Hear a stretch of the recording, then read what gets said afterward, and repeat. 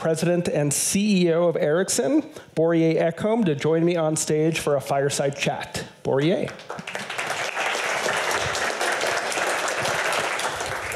Thank you.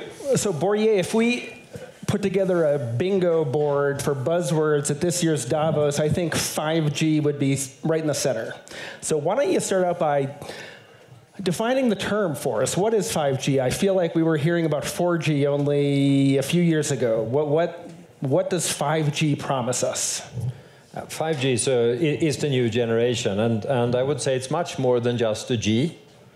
4G is still great for mobile broadband, gives a lot of capacity, a lot of speed. But with 5G, you get a whole new characteristics and kind of performance to the network. It's low latency, super low latency. We're talking about at least 10 times faster or lower latency than a 4G network. I feel like we're already wireless bandwidth addicts, and you're telling us the drug's going to be now 10 times more potent. It's going to be, you think about gaming, for example. Latency has a very big impact. So we have done trials with 5G and gamers playing on 5G, and they systematically beat their 4G competitors. So they just say, I love to get this in the hands of me, right? So latency is a key factor, but also the number of connected devices. You can probably have 100 times as many per surface area. You have much longer battery life. Security is another aspect that's going to be better in 5G. So 5G provides a lot of benefits for the user that are going to be used in many different use cases. Okay, so the networks are one thing, but you need the handsets, of course, to make it work. There have been reports that Apple isn't thinking about 5G until 2020. So how far along are your friends in the handset business in building devices that will work on your networks? There is one notion of 5G. We still talk about handsets. Handsets, they're important, right? That's a consumer market, some enterprise, but it's one use case. 5G will be the industrial internet. So we're talking about many more type of connected devices. And that's really the big thing with 5G. So of course, everyone's going to get a little bit better smartphone. You will get better capacity, lower latency. You can do other things. You download a movie in a few seconds, and it doesn't take you 20, 30 seconds to do. So it is going to provide you with benefits. But the real advantage of 5G is in the other cases where the industrial applications are. And we don't talk about the cell phone industry or the mobile industry from an industrial point of view yet. But that's really where the big value is. Interesting. So 3G, I remember, was really about web surfing. 4G was about video streaming. 5G is the Internet of Things. It's enabling a lot of low latency edge computing. So I want to ask you a business question here, because I remember when you took over as CEO of Ericsson in 2017, it was Ericsson was losing market share.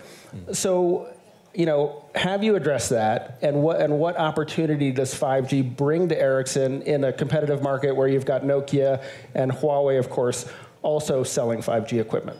No, when it's right, we had been losing market share for quite some time, actually. So we did take a couple of strategic decisions. One was to be technology leaders.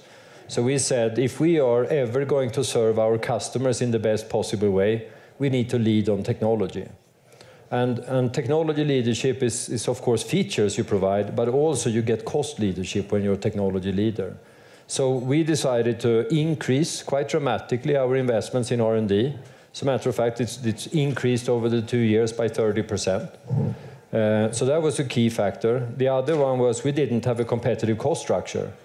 So we had to adjust our size of the company and adjust our cost structure. So we did that. So really, we reoriented the company, you can say, into R&D.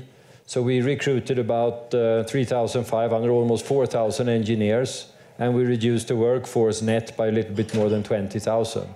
So we have changed the composition of the company.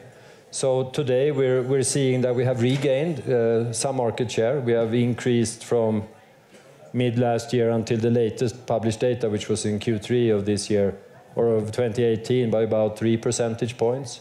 So we have turned around. And we've done that and increased gross margin. So we're doing it with better products.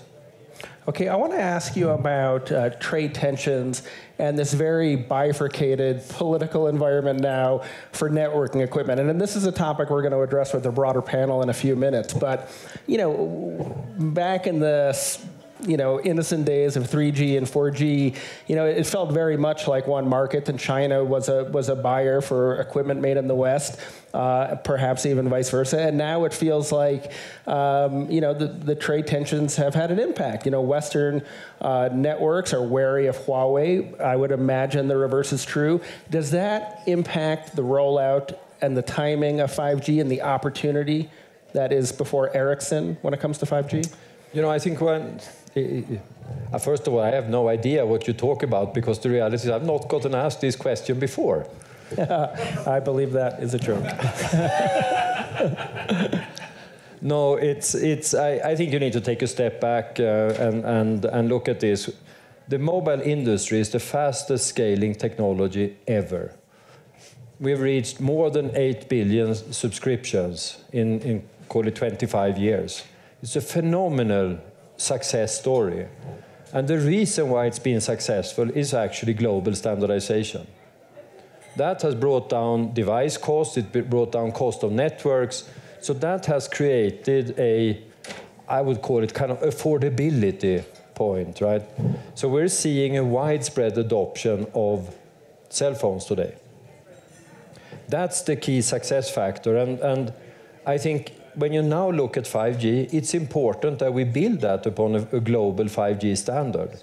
If we don't do that, it's going to hurt the cost for the end user, the cost for the industrial applications, etc.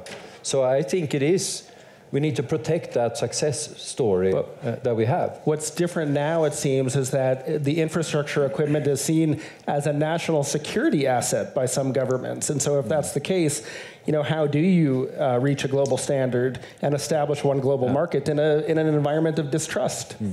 No, and you're right, and there are some logical reasons why this is a critical infrastructure. And it's very interesting to look, for example, on where do you see a lot of innovation going on today in, call it the app economy? It's really been centered in North America and Northeast Asia. So we're talking about China, about Korea, Japan as well. That's where you see a lot of innovation.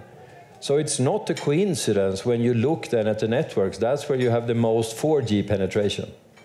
So it has been a competitive advantage for the countries to invest in 4G technology. 4G technology will be sufficient for many applications for many years. It's going to live for a very long time. But 5G will probably create new ecosystems in the world that will build future industries. So it's no wonder you see both China and North America racing ahead to be first, because they know if we are first, we can drive a lot of innovation on this infrastructure.